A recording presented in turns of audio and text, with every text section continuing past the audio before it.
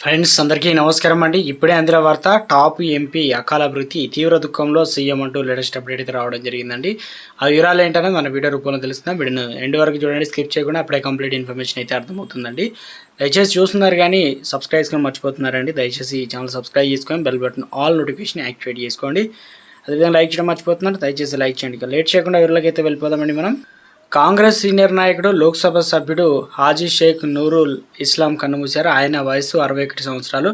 కొంతకాలంగా కాలేయ క్యాన్సర్తో బాధపడుతున్నారు. కొద్దిసేపటి క్రితమే తన స్వగృహంలో తుది శ్వాస విడిచారు.